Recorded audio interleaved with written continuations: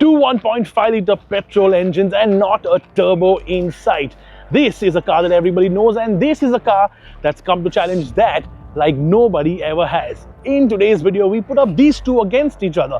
The Hyundai Creta with its 1.5-litre naturally aspirated petrol automatic, and the new Maruti Suzuki Victoris with its 1.5-litre petrol automatic without a hybrid system in it. Or well, technically a mild hybrid. But the answer to a question that a lot of people ask: if you need a no-nonsense compact SUV for your family, which one of these should you get? Welcome then. Welcome back, in fact, to Top Gear India.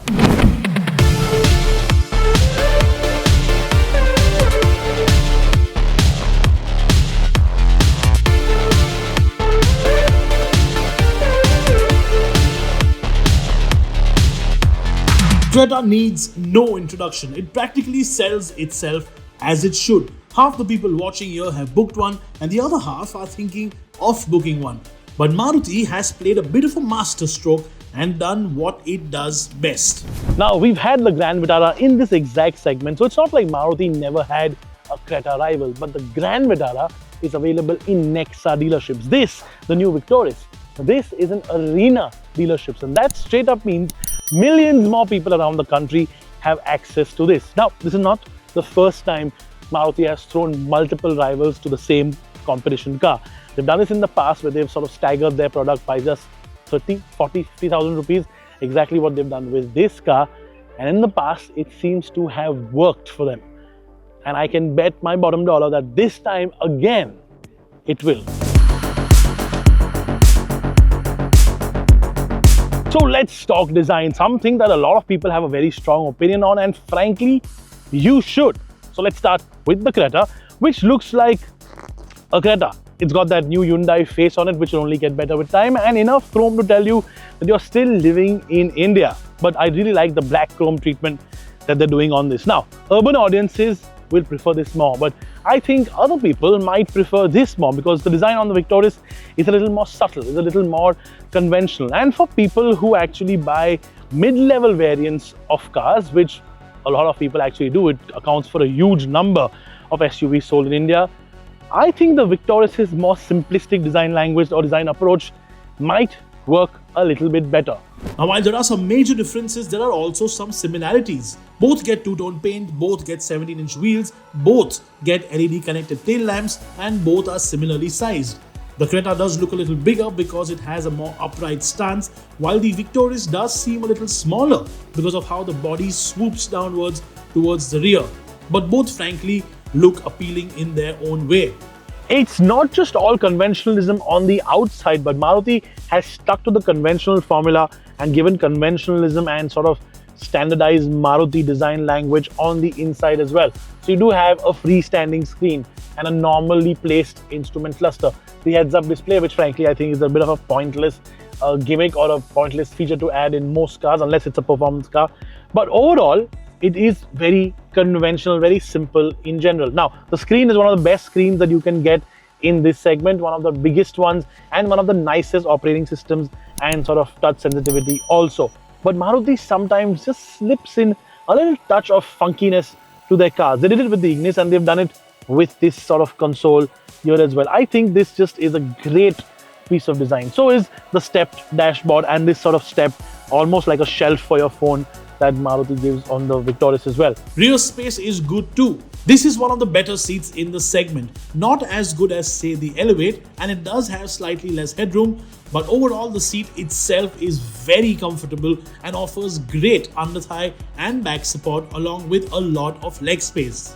But it is only when you get into the Creta that you realize a mix of conventional and modern is the right direction ahead. Now, it has conventionalism in terms of all the buttons that you need, and the AC controls and the volume controls and the simple gear stuff is all not touchscreen. It's all conventional buttons, as it should frankly be.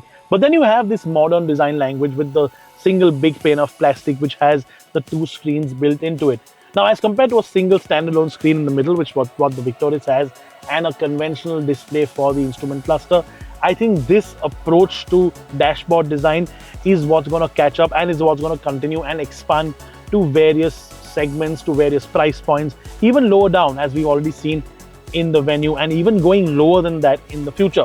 I think this design language in general looks better. It looks more upmarket, and frankly, even the materials on this, although I do not like the color of the steering wheel, the grays in general is something I'm really bored of. It's something that reminds me of stuff in the 90s. So does the beige here.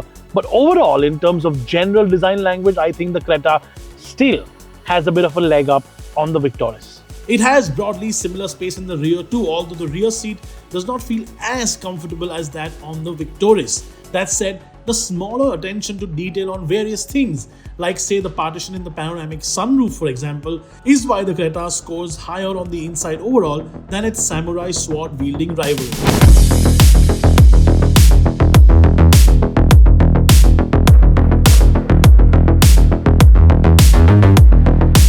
There is this very commonly heard saying that if you want something that is easy to drive around the city, buy a Hyundai. Frankly, that is true. It's just easy to drive, it's lighter on its feet, and it's easy to park as well. That's exactly what the Creta is. Now, the 1.5 litre engine in this is a lot more responsive than the Victoris one, which we're going to drive a little later in the video. So don't go anywhere, stay tuned for what I have to say about that car. But this engine, a lot more responsive. This gearbox though, not my favorite. In fact, the CVT gearbox is my least favorite gearbox of all time. But even I, with all my enthusiast genes in me, knows that the CVT gearbox has its uses.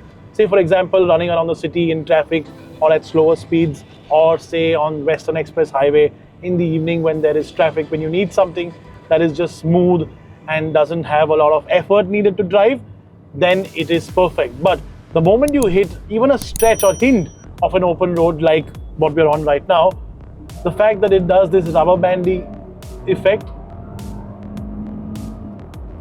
that's not something I'm a fan of. Now in this one, it's this emulated shift that Hyundai has programmed in, and frankly, that's not smooth either. It gives you sort of a slight jerk between shifts, or at least the emulation of a shift, something that honestly isn't even needed.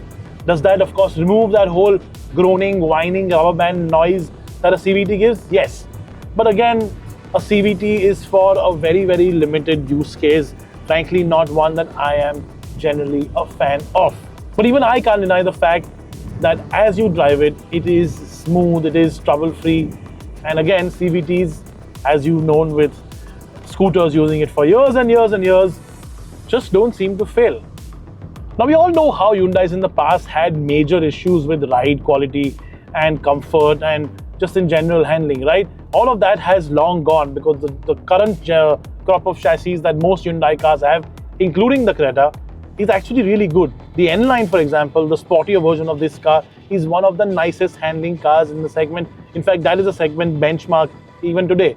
But even in this standard form with the smaller wheels on it, this is comfortable, albeit maybe a little stiff sometimes, but otherwise, it's still great for most use cases. So then what is Hyundai's trump card? Well, some people might hate ADAS and some people might even make daft full forms of it on podcasts, but frankly, if ADAS helps save even one life, it is all worth it, and it does. Hyundai's ADAS is one of the best out there, not only in terms of tuning for the Indian market, but also in terms of usability. Say for example, you are in a situation where you want to turn it off. All those controls are easily accessible and it can be turned on and off quickly.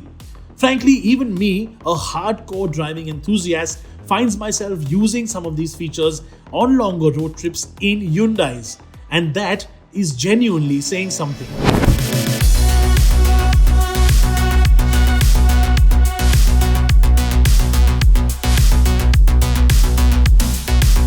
I have used the term conventional far too many times in today's video to explain what the Victoris is all about. But frankly, I think that word describes this car better than everything else. It's got a conventional approach to the exterior, to the interior, and frankly, the Maruti Suzuki engineers have a conventional wisdom towards a mechanical package.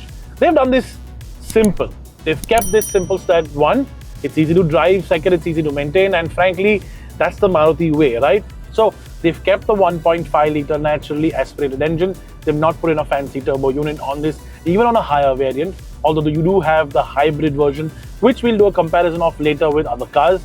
But in this case, naturally aspirated mild hybrid, a 1.5 4-cylinder engine, and you've got the 6-speed torque converter gearbox, or you can get a manual. Now the 6-speed torque converter is literally bulletproof. I have never ever heard of one failing. I know of cars that have done lakh, 2 lakh, 3 lakh kilometers with this gearbox in it, or even the previous generation of the torque converter in it, and they have never failed. Yes, fine, the engine isn't really powerful, or it's not very impressive, or it won't win you any 0 to 100 sprints, but it will chug along nicely, quietly, smoothly, and fuel efficiently if you really try.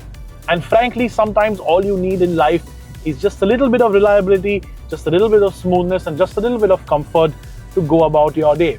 And when you talk about comfort, that's when this thing really starts to shine. This is now the absolute benchmark of the segment. The Grand Vitara earlier was. I think this is even nicer because they've taken the learnings they have made over the last few years and tweaked the suspension just a slight bit to make it even better, even more comfortable, even more insulated too. This takes bumps like nothing else. It goes over potholes and speed breakers like it's a joke. And it handles well too. In fact, it is again the benchmark of handling in this segment. If only this thing had a more powerful engine, this would be just purely a driving benchmark. But sadly, that engine and this chassis is just a mismatch of sorts. It's more chassis than this car needs.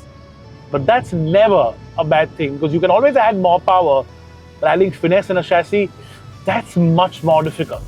The Creta's trump card was ADAS. The Victoris has two.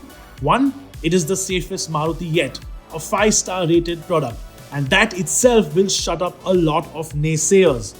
And it will help Maruti bring back a huge number of people who left their fold due to safety rating concerns. But it also has another trump card, one that no other car in this segment gets, one that no other car in this segment will probably get for a while. That's all-wheel drive. Now, do you really need all-wheel drive in a car like this? Well, that's debatable. But for people who say have the need for all-wheel drive, people who say live in snowy regions or maybe on a farm somewhere or on a tea plantation somewhere, for them, having one car that does it all, that then gets really impressive. Are they going to sell a lot of these all-wheel drive versions? Hell no. Is it good to actually have one? Of course. This could very well have been one of the toughest verdicts we have, but if you really break it down, it really isn't. Both score equal on exterior design. The Creta is the clear winner when it comes to interiors, but the Victoris scores higher on space. Still tied. The Creta has the better engine. The Victoris has the better gearbox. The Victoris zooms forward, scores better on safety, scores better on fuel economy, and scores better on comfort in general. It even scores better on boot space, giving it the edge overall. Look, there is no denying the fact that the Creta is a great product. But overall, when viewed purely objectively, the Victoris is our winner.